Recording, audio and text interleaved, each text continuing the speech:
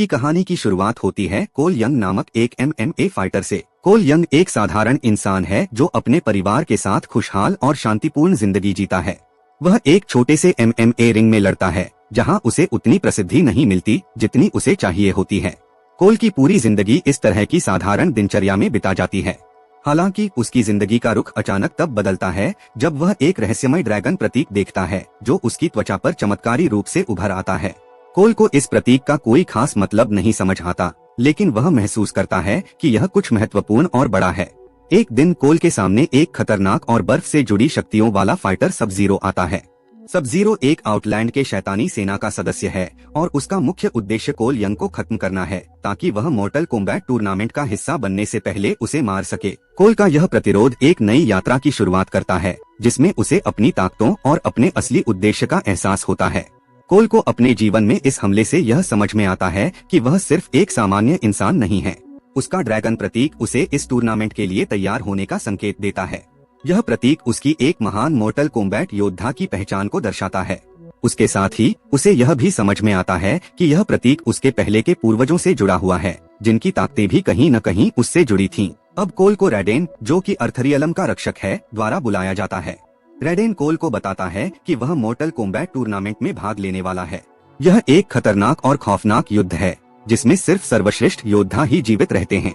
रैडेन कोल को बताता है कि अगर आउटलैंड की सेना जीत जाती है तो वे पूरी पृथ्वी को नष्ट कर देंगे। रैडेन और उसके साथी योद्धाओं के पास पृथ्वी के बचाव का एकमात्र तरीका है मोर्टल कॉम्बैट। कोल का जीवन अब एक नई दिशा में मोड़ लेता है।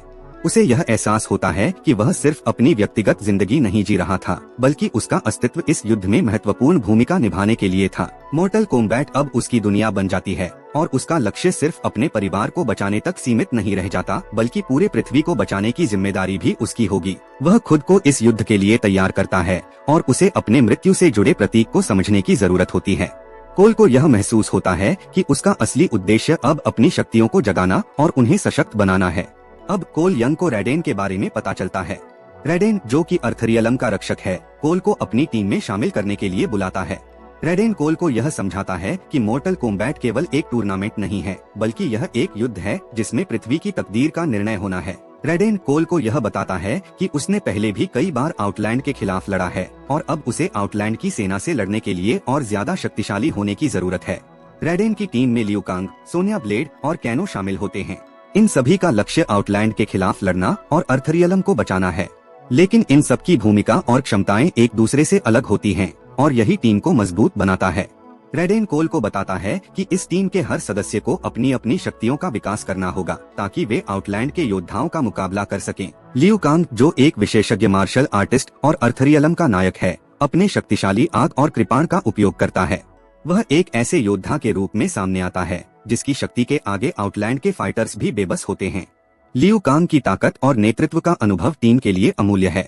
सोनिया ब्लेड, जो एक अनुभवी मिलिट्री फाइटर और अर्थरियलम के एक और महत्वपूर्ण सदस्य हैं, अपने तकनीकी कौशल और उच्च प्रशिक्षित हथियारों से लड़ा करती हैं। सोनिया का उद्देश्य आउटलैंड के खिलाफ लड़ाई को जीतना है और इसके लिए वह अपने प्रशिक्षण को पूरी तरह से लगा देती है। उसकी ताकत उसकी तेज सोच, स्मार्टनेस और दृढ़ता में है, जो उसे टीम के भीतर एक महत्वपूर्ण भूमिका निभाने में मदद करती है। कैनो का नाम सुनते ही लोग अक्सर उसे एक खतरनाक और चालाक आदमी के रूप में पहचानते हैं। उसकी खुशमिजाजी, तकनीकी उपकरण और कुत्सित स्वभाव उसे टीम के सबसे विवादास्पद सदस्य बना देते हैं। वह कभी भी किसी के साथ भी गठबंधन नहीं करता और खुद को एक व्यक्तिगत योद्धा मानता है। हालांकि उसका एक उद्देश्य है और वह अपनी भलाई के लिए मोर्टल कॉम्बैट में भाग लेता है। उसकी शक्ति उसकी तकनीकी विशेषज्ञता और उसकी वीरता में छिपी होती है।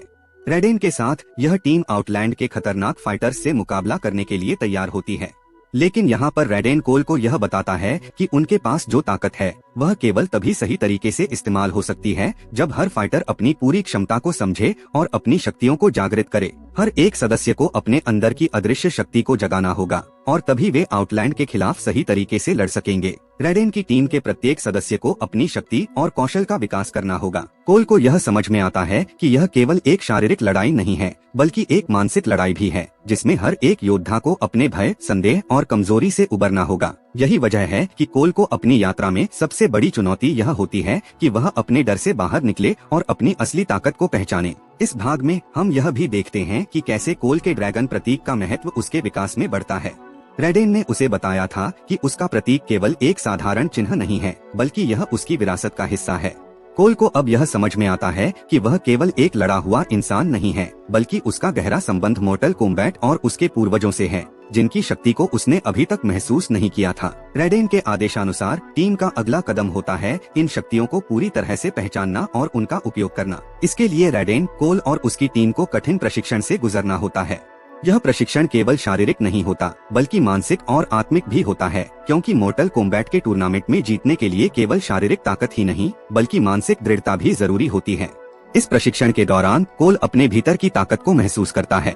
वह समझता है कि उसे अपने ड्रैगन प्रतीक को सशक्त बनाने के लिए अपने अंदर छिपी शक्ति को पहचानना होगा। कोल की यात्रा इस समय से एक नई दिशा में मुड़ती है और उसे यह एहसास होता है कि उसे न केवल अपनी शारीरिक ताकत का विकास करना होगा, बल्कि उसे अपनी आंतरिक शक्ति को भी समझना होगा। अब जैसे जैसे मॉर्टल कॉम्बैट की कहानी आगे बढ़ती है, हम देखते हैं कि आउटलैंड के शैतानी योद्धा शांग त्सुंग की अगुवाई में धरती के फाइटर्स के खिलाफ युद्ध शुरू करने के लिए तैयार होते हैं। शांग त्सुंग एक ताकतवर जादूगर है जो धरती को नष्ट करने के लिए मोर्टल कॉम्बैट टूर्नामेंट में जीत हासिल करने की कोशिश करता है। उसकी सेना में सब जीरो, गोरो और कैनो जैसे खतरनाक फाइटर्स होते हैं जो अपनी अपनी शक्तियों से धरती के योद्धाओं को हराने का प्रयास करते हैं। फिल्म का क्लाइमेक्स तब आता है जब कोल यंग अपनी पूरी ताकत को पहचानता है। उसने अपने अंदर की शक्ति को जागृत किया और अपने ड्रैगन प्रतीक की पूरी क्षमता का उपयोग किया। अब कोल और उसकी टीम आउटलैंड के सेनापति शांग त्सुंग के खिलाफ अंतिम युद्ध के लिए तैयार होते हैं। इस दौरान कोल को अपनी सबसे बड़ी परीक्षा का सामना करना पड़ता है, क्योंकि वह सब जीरो के खिलाफ अपनी लड़ाई में फंसा हुआ है। सब जीरो और कोल यंग के बीच की लड़ाई फिल्म का एक प्रमुख पल बन जाती है। कोल के अंदर छिपी हुई शक्ति उसकी पहचान बन जाती है। वह सब जीरो को हराने में सफल होता है और इस संघर्ष के दौरान कोल का वास्तविक उद्देश्य पूरी तरह से स्पष्ट हो जाता है। अंत में सोनिया ब्लेड और लियू कांग भी अपने अपने दुश्मनों को हराते हैं और गोरो और कैनो जैसे खतरनाक फाइटर्स को परास्त करते हैं। शांग त्सुंग को भी हराया जाता है और धरती को नष्ट करने के उसके योजनाओं को नाकाम कर दिया जाता है।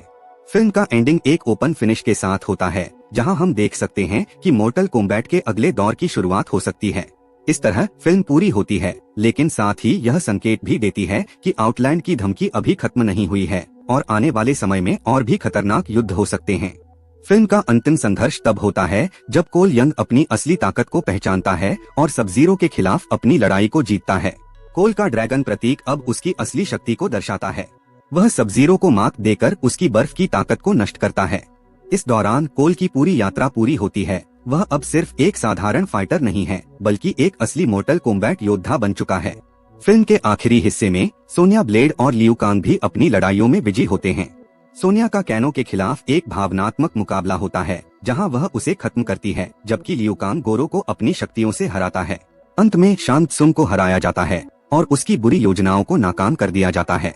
लेकिन फिल्म का समापन एक ओपन एंडिंग के साथ होता है, जहां कोल यंग का अर्थरियलम के रक्षक के रूप में और भी संघर्षों का संकेत दिया जाता है। कोल अब पूरी तरह से मोर्टल कॉम्बैट टूर्नामेंट का हिस्सा बन चुका है और फिल्म के अंत में वह स्कॉर्पियन से मिलने के लिए तैयार होता है, जिससे अगले मुकाबलों की संभावना खुलती है। इस प्रकार फिल्म एक बड़ी लड़ाई की समाप्ति के बाद आउटलैंड के खिलाफ और बड़े युद्ध की शुरुआत के लिए दरवाजे खोल देती है। और इसी के साथ मॉर्टल कॉम्बैट की कहानी अगली लड़ाई के लिए तैयार